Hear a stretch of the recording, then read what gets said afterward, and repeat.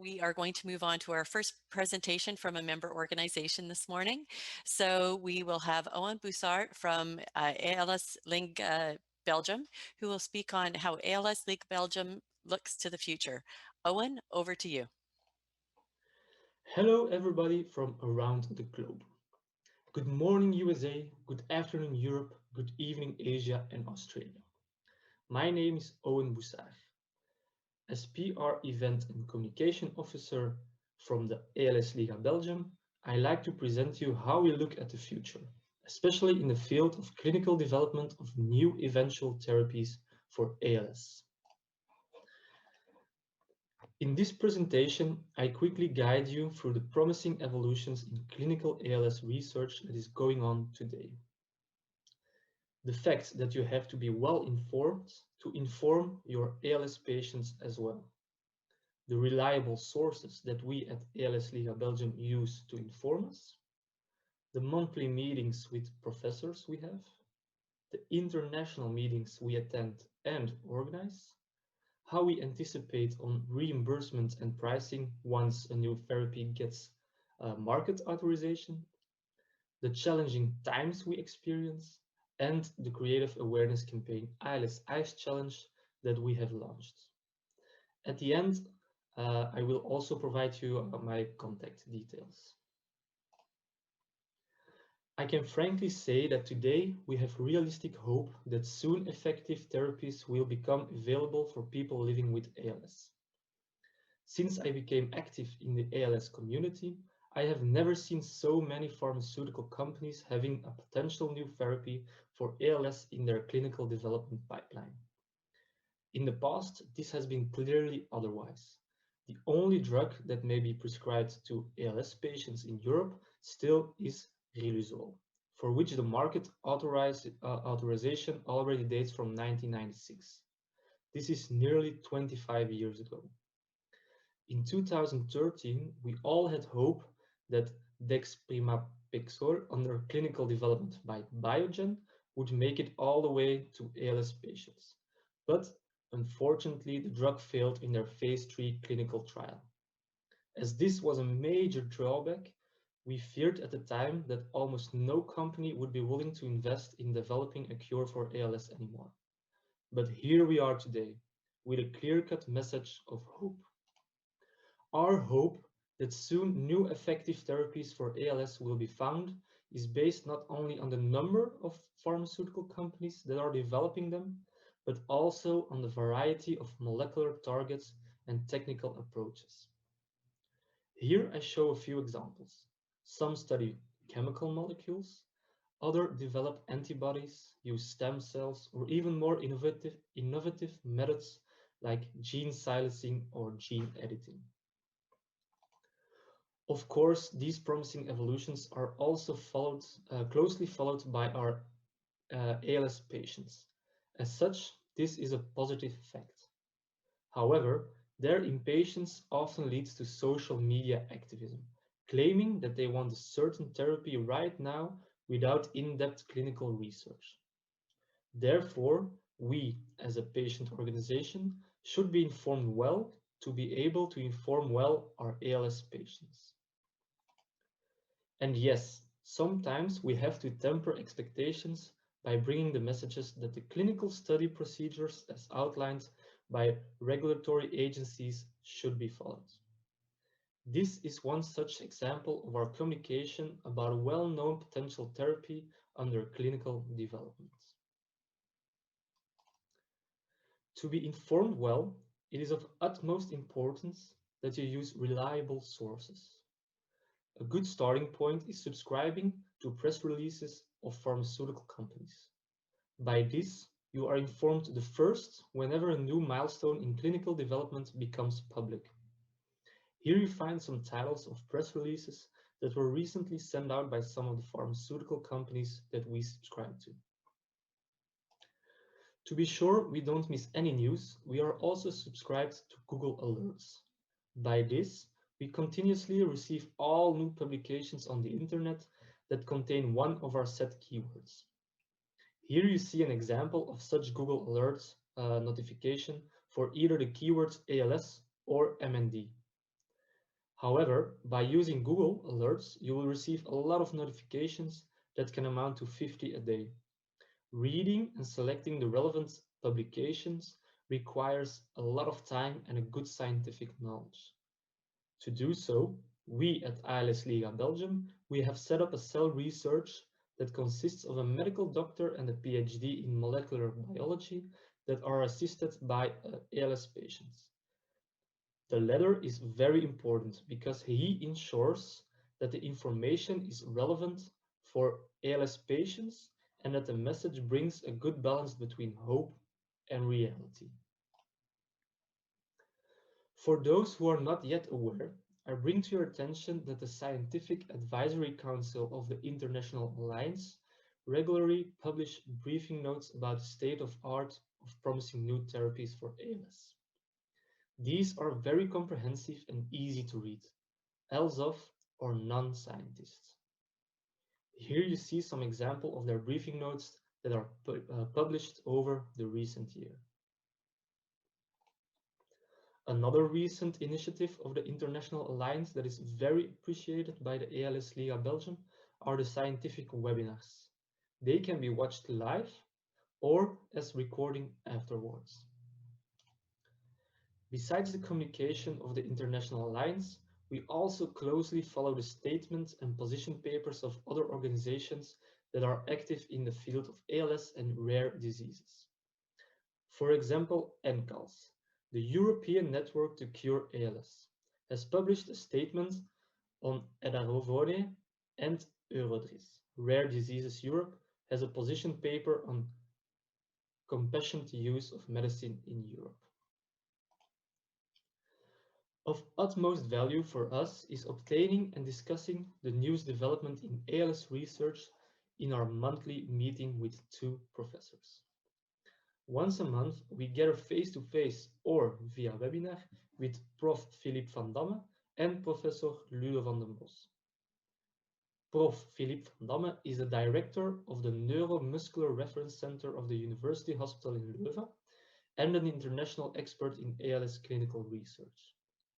Prof. van den Bos is an international expert in ALS basic research, leading the Laboratory of Neurobiology of Leuven University and VIB. Besides all these initiatives that can be performed locally in our office in Leuven, we also strongly believe in international collaboration to share up-to-date knowledge on potential new ALS therapies. Therefore, we regularly attend scientific meetings. Well-known examples are the International ALS Symposium and the meetings of ENGALS, Eurodris, and the European Reference Network EuroMND. On top of that, we also organize scientific meetings ourselves. Most of you might remember the International ALS Symposium and Satellite Annual Meeting of the International Alliance in Brussels in 2014. Over the recent 3 years, we also organized meetings on behalf of EUPALS, the European Organization for Professionals and Patients with ALS. Of course, our work at ALS Liga Belgium regarding new potential therapies for ALS does not end with gathering reliable information and informing our ALS patients about it.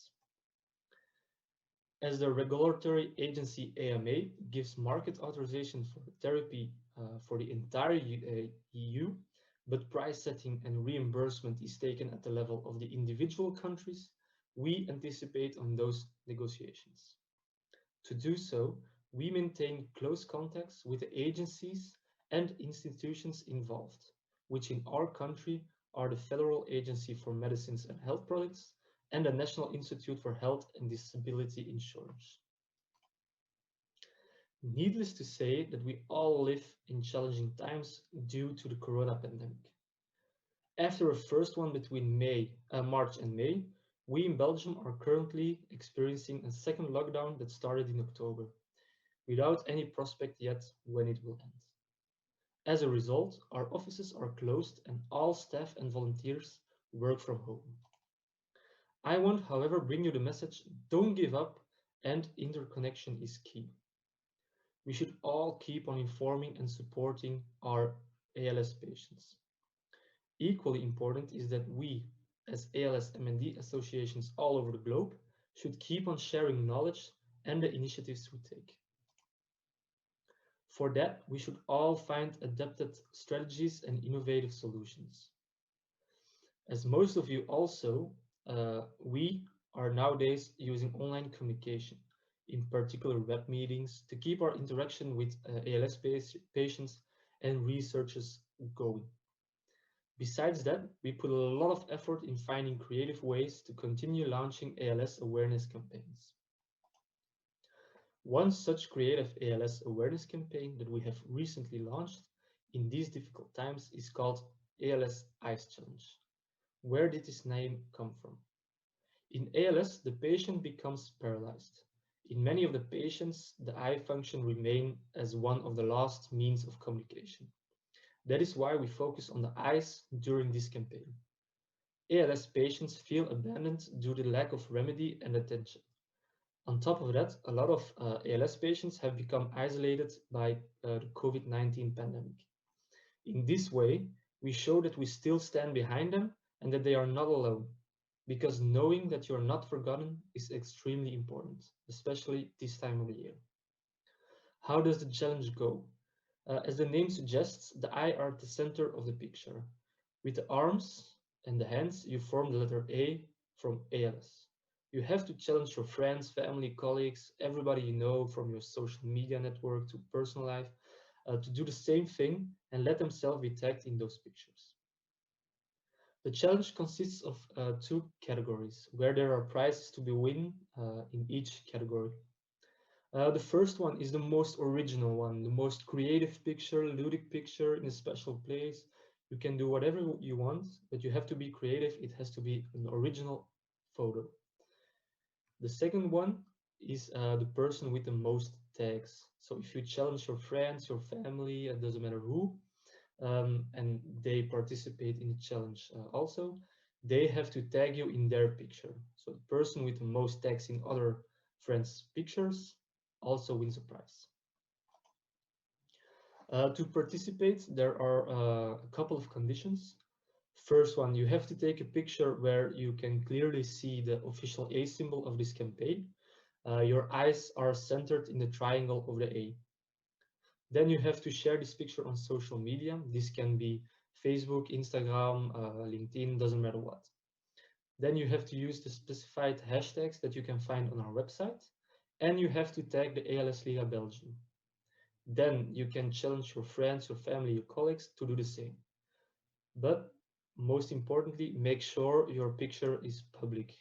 If it's private, we can see it and you didn't participate correctly. As you see in the picture below, the celebrity ambassadors of the ALS Liga Belgium and myself already performed the ALS Ice Challenge. Now it's your turn. Thank you very much for all your attention. As you see, these are my contact details from the ALS Liga Belgium, and I am open to take your question in the live session. Thank you very much. Excellent. Thank you very much, Owen, for sharing that information about what your organization is doing. So again, just a reminder to all of the people attending today, if you'd like to put your questions in the chat, we can pick it up there. And if anybody wants to raise their hands and ask a question, they are welcome to.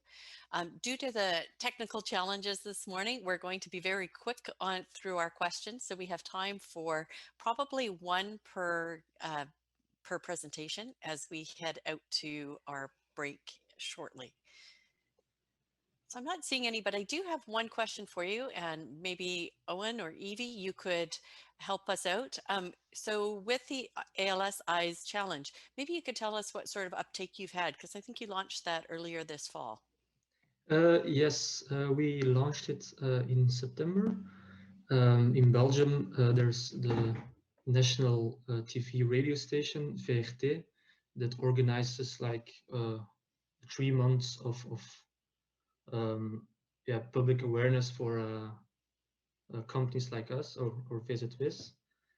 And then you can submit your action to make awareness for ALS. So that's why we organized it. Excellent. Thank you. All right. Well, thank you again for your presentation this morning. We really appreciate it.